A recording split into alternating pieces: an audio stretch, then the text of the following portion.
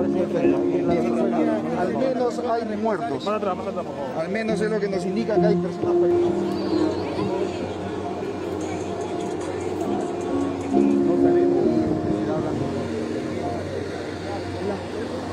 Del impacto, del fuego. Miren ustedes la forma en cómo está destruido totalmente.